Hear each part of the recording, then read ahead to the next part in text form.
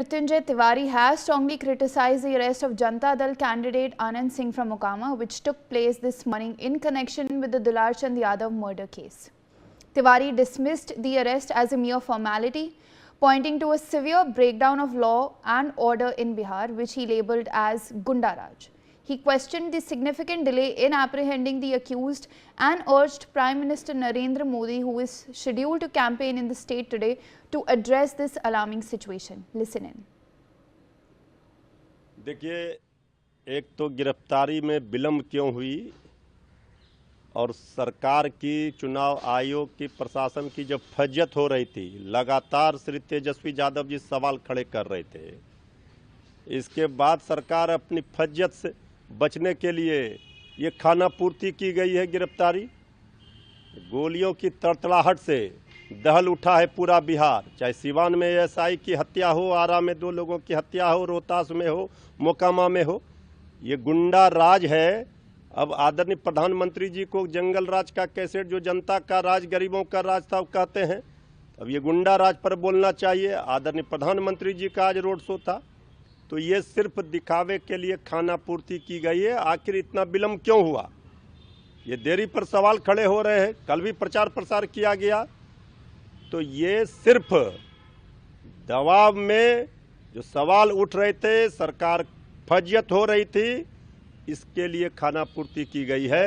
बिहार में गुंडा राज, अपराधी राज कायम है किस तरह, ये चारों ओर दिख रहा है। I am once again joined by my colleague Shailendra Kumar on this broadcast. Shailendra, RJD leader बोल रहे हैं कि लॉ एंड ऑर्डर का बहुत ब्रेकडाउन हो गया और यहाँ पे अब बिहार में गुंडा राज चल रहा है। एक नैरेटिव की बात, जैसे मैंने कही कि नैरेटिव बनाने की कोशिश हो रही है, क्योंकि अभी जहां पर हम हैं वहां पर मुख्यमंत्री का भाषण चल रहा और वो भी यही कह रहे हैं कि शाम के समय के बाद पहले लोग अपने घरों से नहीं निकलते थे, यानी क्या स्थिति बना रखी थी, और अब जो है लोग अपने घरों से निकलते हैं।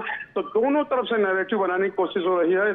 आरजेडी के प्रवक्ता हैं मृत्युंजय तिवारी और मुखर रूप से अपनी बात रखते हैं, लेकिन सवाल वही है कि जब दोनों तरफ से चीजें वैसी ही हैं, यानी कि दोनों तरफ से जब कहे कि बाहुबली है और माफिया है और चुनाव में वो लड़ रहे हैं, तो जाएगा इसको कैसे? अगर नैरेटिव बनाने की भी कोशिश होगी तो वो लोग देखते हैं, यानी लोग अपने हिसाब से देखकर और उसके हिसाब से फैसला लेते हैं।